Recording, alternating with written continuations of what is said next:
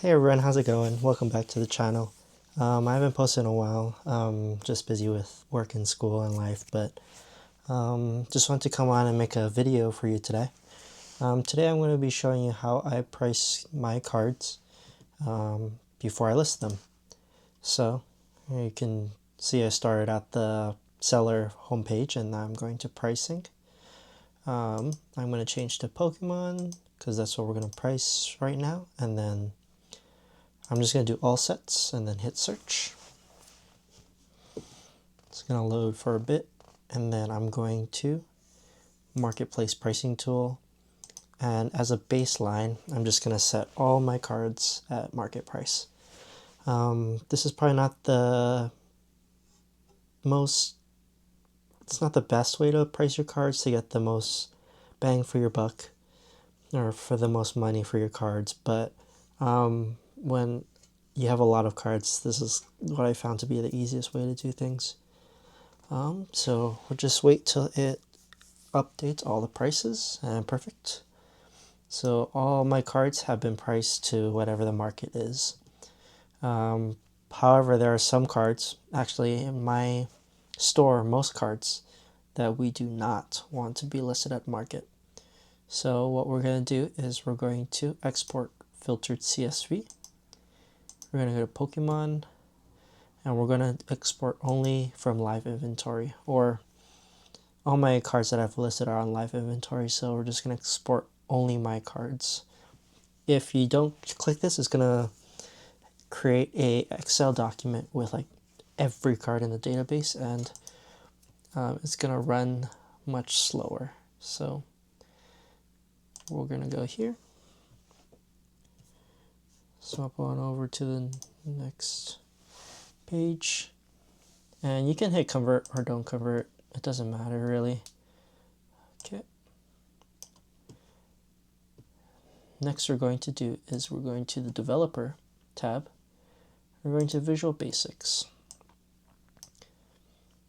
So I'm not sure if every Excel comes downloaded with the developer tab. If it doesn't, then you'll have to find another YouTube video, but it's very easy to get the developer tab onto your Excel. So we're going to Visual Basics, or VBA as a short acronym. And next you're going to go to Insert Module. The module is going to pull up this, and what we're going to do is we're going to paste code into Excel to make things easier for us. Next you're going to do is you're just going to, I use Chatgpt. I'm sure other AI programs do just as good, but all I ask is I create a VBA code where if column M contains a 0, delete the row.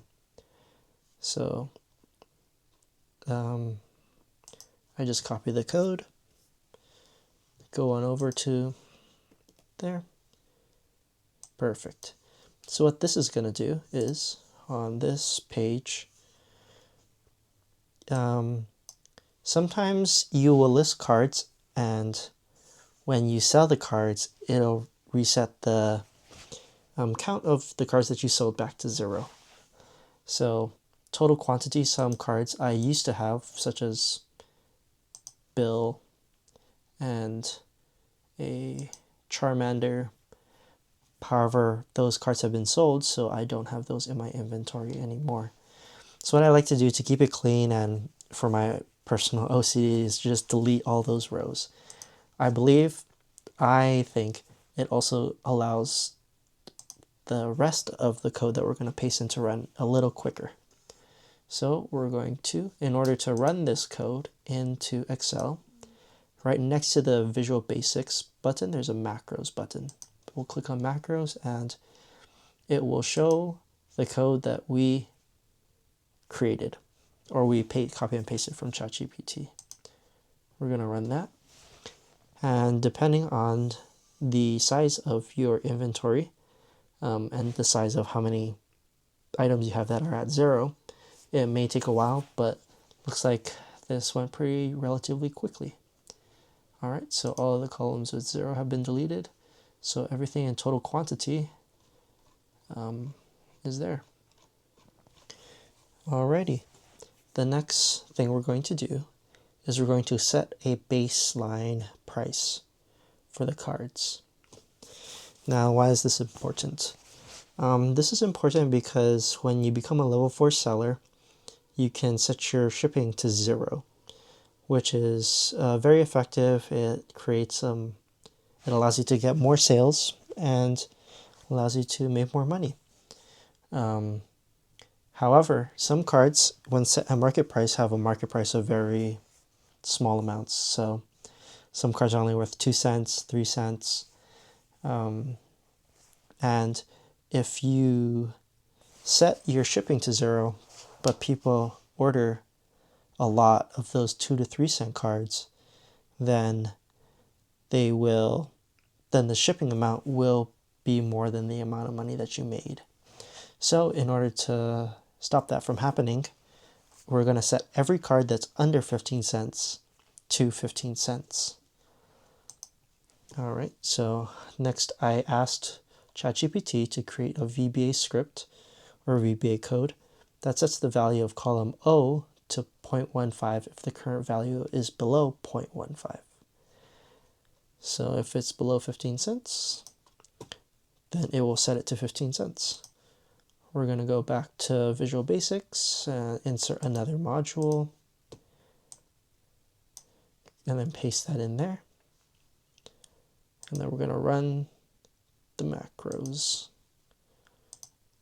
We're going to highlight set minimum value in column O and then run.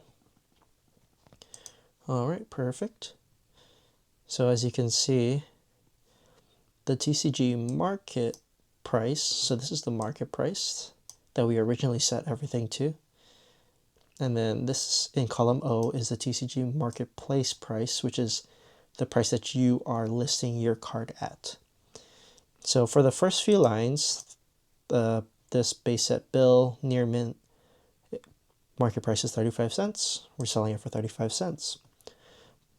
However, if we keep going down, let's see,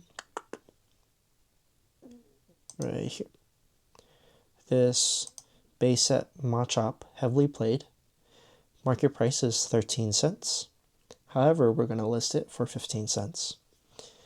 And yeah, so this allows it so that when people order from you, the price of your shipping will never be more than the price that you make on the sale. So yeah, if they reach the $5 limit and they get the free shipping, your shipping will not cost more than $5. And this is the amount that I've chosen. You can choose different amounts. A lot of popular stores, YouTubers will say 20 cents or 25 cents is a great floor for your store. I acquire my cards pretty cheaply, I would say, so 15 cents allows me to cover all the costs and make a profit. And it creates more sales, so I set all my prices at 15 cents. Alrighty, now the last thing we're going to do is for cards that are more than a certain amount, we will kind of want to charge a little bit more. A lot of more expensive cards will go for more than market price, so we'll up the amount on those prices of our cards. So for this one, I said write a VBA script to set the value of column O to 10% more than the current value if the value of column O is $5 or more. Alrighty. And when I did this, I did make a mistake. So I went down and I said, can you create that last script that will round up column O to 2 decimal places? Because when you go up by 10%, sometimes it has more than 3 decimal places. So you can combine those two, say, write a VBA script to set the value of column O to 10% or more than the current value if the column O is $5 or more, and round up column O to 2 decimal places. So we're going to copy code,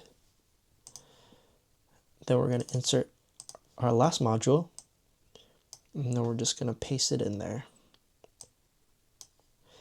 Now I'm going to do, I did $5 or more, but I'm going to change it to 2 or more. This you don't really have to change. This is just the title of this module. This is what you're naming this module. But you don't have to change this to 2, but I just like to. What you do need to change to 2 is this. 5 needs to become a 2. And then everything else you can leave there. So all it's doing is taking, if the value is greater than or equal to 2, then it will multiply the current value by 1.1, and it will round to 2 decimal places. And then this you also don't have to change. This is just the message pop-up box. But yeah, I just changed it just for my own OCD. Alrighty, and then we're going to go to macros, and then we'll run the final one. Alright, perfect. Let's see if I can find one. Market price. Okay, right here. I have a base at 2, 9 tails damaged. The market price is $4.94, but we're going to list it for $5.43. Alright, and that is all that I do for on top this CSV or Excel spreadsheet. Then we're just going to save. Then we can quit out of that. Go back. And then we're going to import to staged.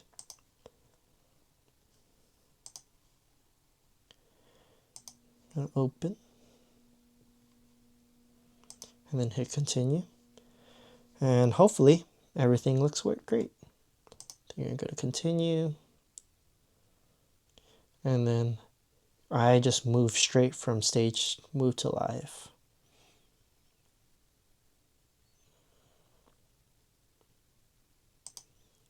Confirm, move to live. All right, perfect.